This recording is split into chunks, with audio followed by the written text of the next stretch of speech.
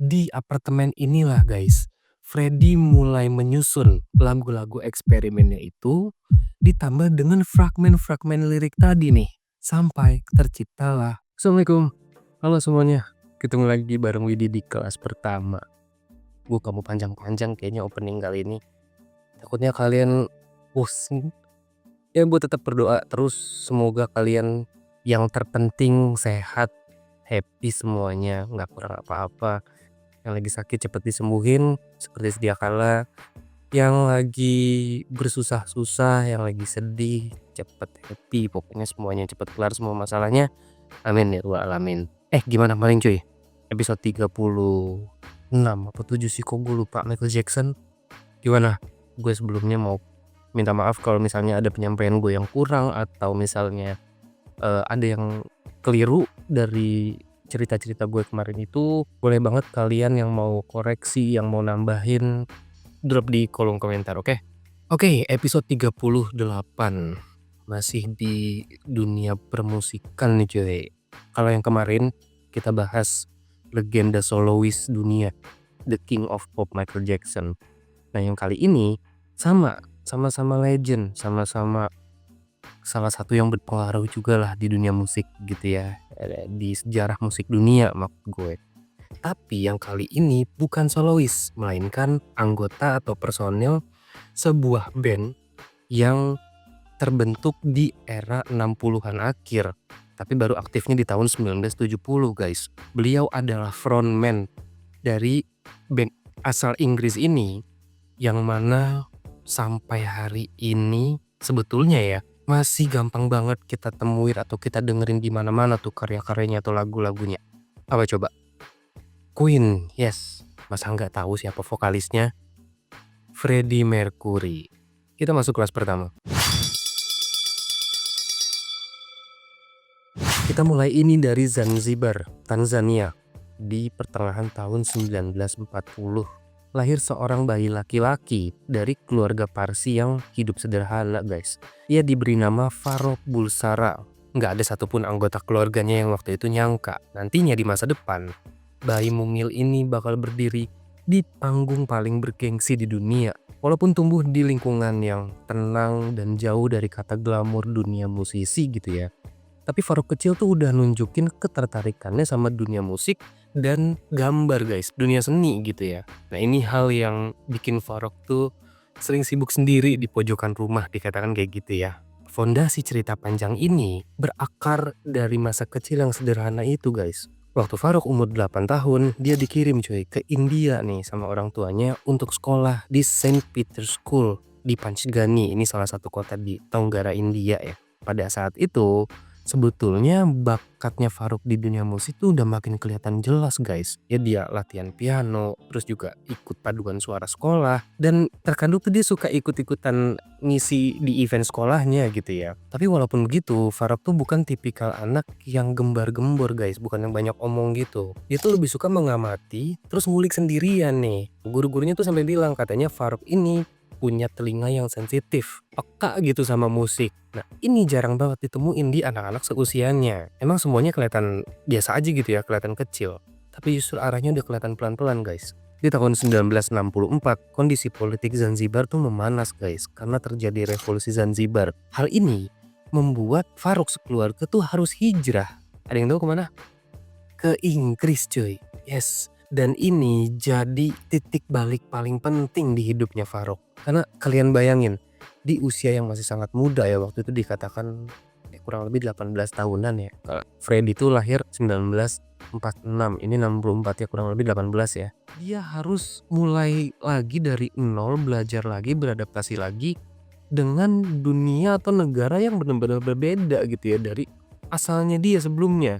Tapi justru guys, saat itu, di era itu, di Inggris, musik rock tuh lagi gandrung-gandrungnya, lagi mulai naik daun. Dan dunia baru tuh terbuka lebar gitu di depan matanya Farouk. Dia mulai makin berani nih nyemplung ke dunia musik gitu ya. Nonton konser band lah, terus ngulik gaya vokalis-vokalis rock yang lebih modern. Dan tanpa dia sadari, langkah-langkah kecil ini akhirnya tuh membentuk karakter yang di masa depan dikenal dunia sebagai Freddie Mercury. Begitu menetap di Feltham, ini salah satu kota di London Barat ya guys. Farouk yang sudah mulai dipanggil Freddy menghadapi hidup yang jauh lebih dingin dan keras dibanding masa kecilnya di Zanzibar. Sekolahnya tuh dipenuhi dengan anak-anak lokal yang nggak semuanya baik guys, nggak semuanya ramah gitu ya. Dan perbedaan budaya juga menuntut Freddy untuk bisa cepat beradaptasi nih. Tapi di balik itu semua, Freddy malah makin deket lagi sama dunia seni gitu ya. Dia menggambar lebih serius, ya nunjukin ketertarikannya lah di dunia desain grafis. Terus terkadang dia juga nge-sketch wajah orang gitu, muka orang tuh dibikinin sketchnya sama dia untuk ngisi waktu luang. Waktu dia masuk Ealing Art College, dunianya kebuka lebih lebar lagi guys. Lingkungan kreatif tuh membuat Freddy lebih cocok gitu lah, terus lebih bebas dan membuat dia lebih berani untuk mengungkapkan atau menunjukkan siapa dirinya. Di sana juga Freddy mulai kenal nih sama musisi-musisi amatir yang dikatakan saat itu baru mulai merintis karirnya gitu ya. Sering tuh Freddy nongkrong sama mereka, terus belajar bikin lagu lah, dan diam-diam mengasah gaya panggungnya sendiri. Walaupun saat itu Freddy belum punya band gitu ya. Freddy juga mulai memperhatikan gaya vokalis rock nih. Ya caranya dia berdiri lah, caranya perform di atas panggung, caranya bernyanyi dan berinteraksi gitu ya sama penonton. Dan dari sini juga Freddy pelan-pelan mulai membuat atau membangun versi lain dari dirinya. Meskipun begitu, Freddy masih belum bisa nih nemuin grup atau band yang benar-benar cocok sama gayanya dia. Ya, dia pernah ya beberapa kali masuk di grup kecil atau band kecil, tapi ya udah terus keluar lagi karena memang nggak ada hal yang bikin dia merasa klik di sana guys. Yang ada tuh justru rasa lapar makin gede lagi untuk membuat sesuatu yang lebih. Jadi bukan cuma sekedar ikut-ikutan tren doang gitu ya. Di sini Freddy makin ambisius guys. Walaupun memang belum ada jalur yang jelas nih. Tapi justru di masa-masa bingungnya inilah Freddy bertemu sama siapa? Ada yang tahu? Brian May dan Roger Taylor. Yes, dua orang yang di masa depan bakal jadi bagian inti di dalam hidupnya. Pertemuannya sama Brian dan Roger ini awalnya terjadi dari circle kampus dan musisi amatir tadi guys. Sebetulnya Brian sama Roger saat itu udah punya band yaitu Smile. Dan Freddy tuh sering nontonin performnya mereka gitu ya. Dan gak jarang juga Freddy mengomentari arah musiknya Smile gitu. Bukan kritik guys, tapi Freddy tuh merasa dia punya pandangan tersendiri lah gitu tentang bagaimana seharusnya sebuah band tampil. Nah, awalnya memang mereka cuma berteman biasa gitu ya. Roger dan Brian kenal Freddy, begitupun Freddy. Tapi di sana juga sebetulnya Freddy udah mulai nunjukin nih ke mereka bahwa gue ini di sini bukan cuma nongkrong loh, bukan cuma mau nontonin kalian doang.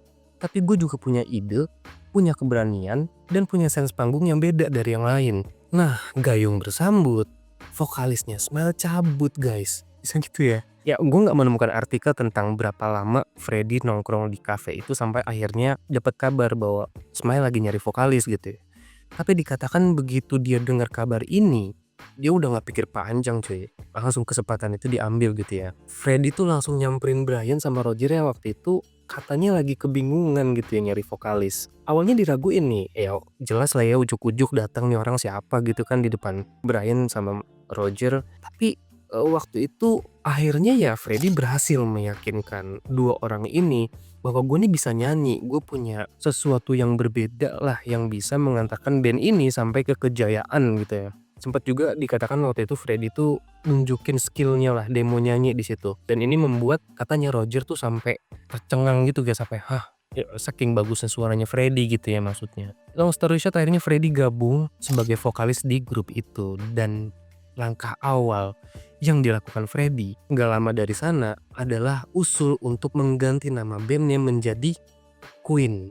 Langkah yang dikatakan terlalu berani, bahkan provokatif untuk ukuran band baru gitu ya. Tapi Freddy paham banget bahwa nama ini tuh punya daya tarik visual yang kuat, estetika yang elegan, dan kesan besar. Dan ketika usul ini diterima sama anggota yang lain, era baru dimulai.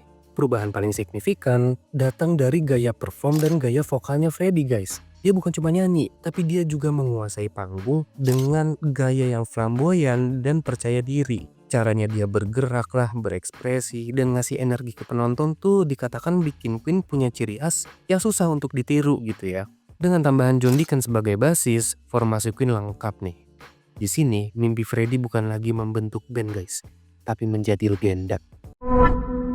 Di awal-awal karirnya, Queen tuh nggak mulus guys. Banyak label yang menolak mereka karena ragu gitu ya. Mereka tuh dianggap aneh, terlalu teatrikal dan gak sesuai pasar di masa itu. Tapi justru itu guys yang bikin Queen beda dari yang lain. Ya Freddie and the Gang juga gak peduli ya.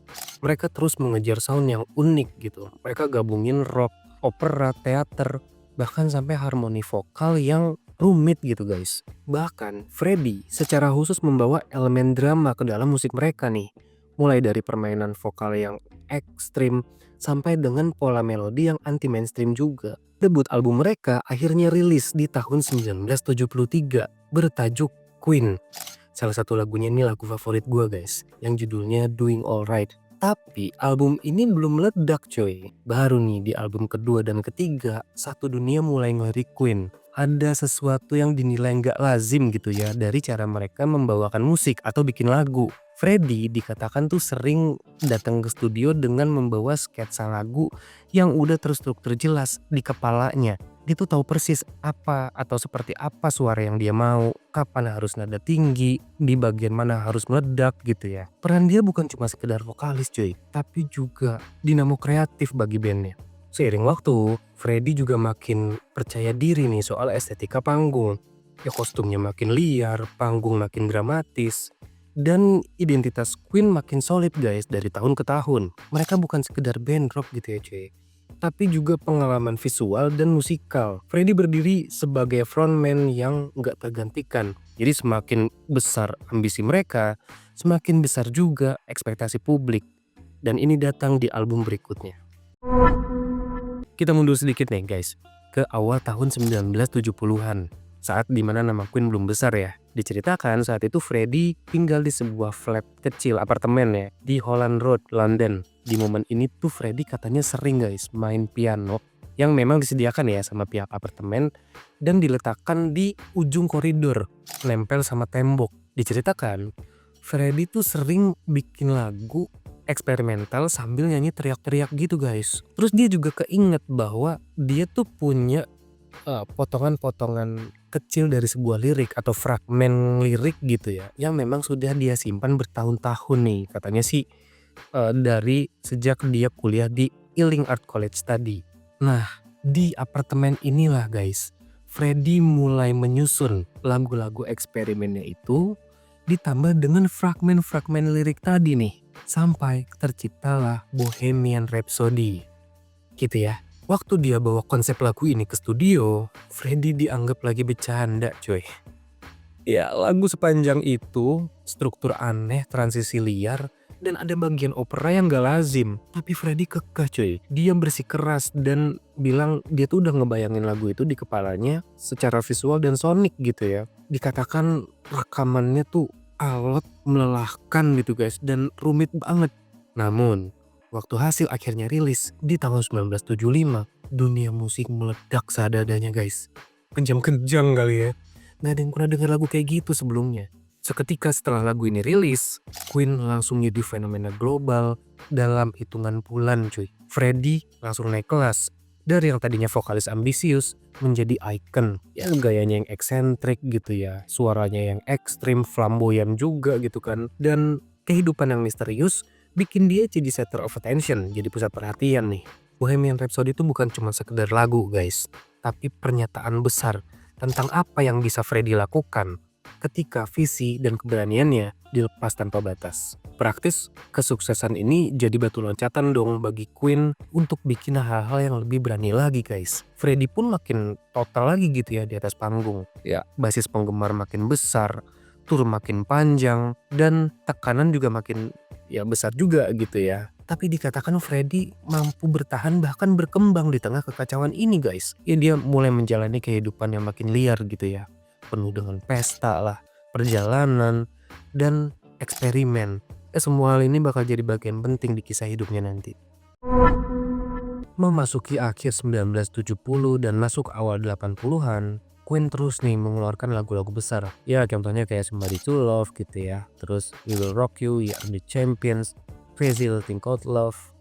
Freddie jadi pusat dari semua itu guys. Tapi di balik kesuksesan ini gitu ya, kehidupan pribadinya jadi makin rumit juga cuy. Freddie pindah dari hubungannya dengan Mary Austin dan mulai mengeksplorasi identitas dirinya lebih jauh lagi. Terlebih ketika dia mulai masuk ke dunia klub malam dan bergabung ke dalam komunitas yang lebih bebas. Freddie juga mulai masuk ke fase kehidupan yang lebih ekstrim gitu cuy.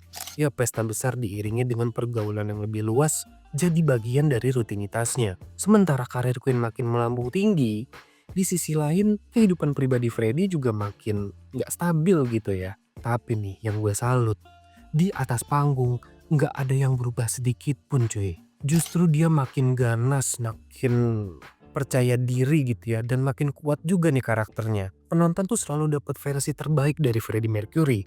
Meskipun di balik layar, kehidupan pribadinya bisa dibilang berantakan. Belum lagi konflik internal nih yang mencuat. Dikatakan Freddie tuh sempat kepengen punya album solo guys. Ya walaupun akhirnya album solonya rilis ya, bertajuk Mr. Bad Guy di tahun 1985. Hubungannya Freddie sama personel Queen yang lain tuh ibarat roller coaster guys, naik turun gitu ya. Walaupun ya memang gak pernah benar-benar pecah gitu. Meskipun kadang ada jarak, tapi sebetulnya mereka tuh saling membutuhkan satu sama lain. Dan di tengah kehidupan yang makin gak stabil ini, Freddie masih tetap balik ke tempat yang sama, studio dan panggung. Di pertengahan 1980-an, jadi titik awal periode gelapnya Freddie Mercury guys. Dia mulai ngerasa ada sesuatu yang berubah di badannya. Ya walaupun memang ya dia nggak ceritain ini ke siapa-siapa. Nggak ada yang tahu, dia nggak spill ke siapapun. Baik itu publik apalagi ya. Bahkan teman-teman Queen-nya pun nggak tahu gitu guys. Freddie tuh butuh waktu lama banget sampai akhirnya dia buka, dia ceritain semuanya tentang ini. Meanwhile, Queen berencana mengadakan konser besar yang salah satunya adalah Live Aid, pertunjukan yang di masa depan membuat Freddie Mercury diakui sebagai salah satu performer panggung terbaik dalam sejarah manusia. 13 Juli 1985, dia tampil seolah nggak punya beban apa-apa di hari itu. Namun, setelah konser fantastis itu berakhir dan Queen kembali dari panggung, penyakit itu pelan-pelan mulai menggerogoti tubuhnya guys. Freddie Mercury didiagnosa menderita HIV, sebuah penyakit atau virus yang di masa itu identik dengan stigma dan rasa takut gitu ya. Ya sebetulnya sampai masa sekarang, sampai di era sekarang juga ya. Dia nahan berita ini rapat-rapat, dia tutup gitu ya. Bahkan sampai fisiknya mulai melemah cuy. Ya yang tahu cuma orang-orang terdekat aja gitu ya. Freddie nggak mau dunia bersimpati. Dia cuma mau terus bekerja. Hari-hari berlalu, hidupnya tuh makin bergantung sama obat dan perawatan guys. Tapi Freddie tetap konsisten. Dia tetap datang ke studio dan rekaman gitu ya. Walaupun sesekali dikatakan suaranya tuh terdengar parau guys. Ya udah gak sepowerful dulu gitu ya. Bagi sebagian orang, ini kelihatan hampir mustahil guys. Tapi bagi Freddie, musik adalah satu-satunya hal yang masih tetap masuk akal. Sekalipun saat itu hidup tuh rasanya udah makin kayak jam pasir yang makin menipis gitu ya.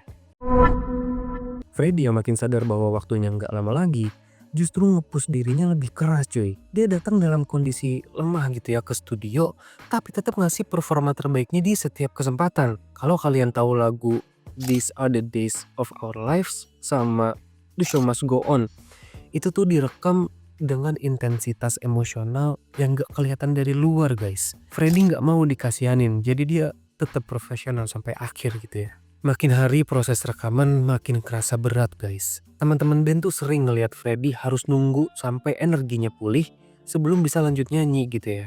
Tapi setiap kali Freddie lanjut berdiri di depan mikrofon, suaranya tetap keluar dengan kekuatan yang luar biasa guys. Ya walaupun kondisinya udah kayak gitu ya. Mereka semua tuh sadar bahwa momen ini nggak akan lama lagi. Jadi mereka memanfaatkan waktu sebaik mungkin untuk ngisi warisan musik terakhirnya Freddie. Sesi rekaman terakhirnya Freddie di studio tuh ada di tahun 1991 guys. Waktu itu Freddie datang, nyanyi satu bagiannya, terus bilang, "Aku akan melakukan apapun, katakan saja bagian mana yang harus kunyanyikan." Kalimat ini tuh belakangan sering diceritain ulang sama Brian May di setiap sesi wawancara setelahnya gitu ya. Nggak lama berselang, Freddie stop rekaman guys. Terus dia balik ke rumahnya dan menghabiskan hari-hari terakhirnya dengan tenang bareng orang-orang terdekat. Di kediamannya di Garden Lodge Mansion, London, Freddie menghabiskan masa-masa terakhirnya dengan ketenangan guys. Yang mana sebetulnya ini jarang dialami selama hidupnya gitu ya. Freddy juga udah menolak untuk tampil di depan kamera. Katanya sih udah nggak mau jadi pusat perhatian. Berat badannya turun drastis guys. Gua sebetulnya nggak nemu artikel legit ya soal ini. Tapi dikatakan dari beberapa rumor, berat badannya Freddy itu awalnya 70-an kilogram gitu guys. 74 atau 75 kilo. Dan di hari terakhirnya berat badannya tuh udah di angka 50-an, 54 atau 55 kilo. Jadi ya turun sekitar 20 kiloan ya. Tapi dengan berat badan yang udah sedemikian ini, Freddy tetap bisa mengontrol apa-apa yang ada di sekelilingnya gitu cuy. Ya musik, karya seni, maupun keputusan-keputusan kecil di hidupnya. 23 November 1991, akhirnya Freddy merilis pernyataan resmi nih ke media tentang kondisinya guys. Ya, ini kali pertama ya dia berterus terang di depan media tentang kondisi kesehatannya dan juga penyakitnya gitu guys. Setelah bertahun-tahun diam. Ini dilakukan Freddy bukan untuk mencari simpati ya, tapi karena Freddy tuh sadar bahwa ya waktunya udah nggak lama lagi. Ya saat itu penggemarnya sedih cuy, media heboh, terus banyaklah orang-orang yang menaruh simpati justru ya karena hal ini. Dan sahabat-sahabat deketnya tuh mulai berpikir ya mungkin Freddy akan pulang. Freddy meninggal 1 hari setelah merilis pernyataan tersebut, 24 November 1991 di usia 45 tahun. Rumahnya sepi, nggak ada sorot kamera, tanpa awak media gitu ya. Cuma dikelilingi sama orang-orang yang benar-benar cinta sama dia guys. Dunia kehilangan salah satu suara paling unik dan flamboyan yang pernah ada dalam sejarah musik modern. Dan kisah hidupnya, mulai dari Zanzibar sampai ke puncak dunia, udah cukup bikin Freddy dikenal selamanya. Kita sampai di akhir kelas. Ya sampai hari ini karya-karya dan musiknya, lagu-lagunya Queen masih gampang banget kita cari di mana-mana ya guys. Ya mulai dari konser lah, stadion lah, kafe, bahkan sampai ke film. Udah nonton filmnya? Kalau belum nonton guys, tahun 2018 tuh rilisnya, Bohemian Rhapsody. Cakep.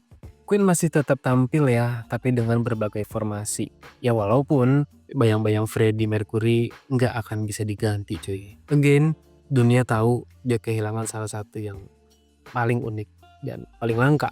Garden Lodge Mansion, tempat Freddie menghabiskan hari-hari terakhirnya, sampai sekarang masih sering didatangi sama jutaan fansnya cuy. Ya ada yang cuma datang untuk naruh bunga, foto, atau catatan kecil gitu ya, atau doa.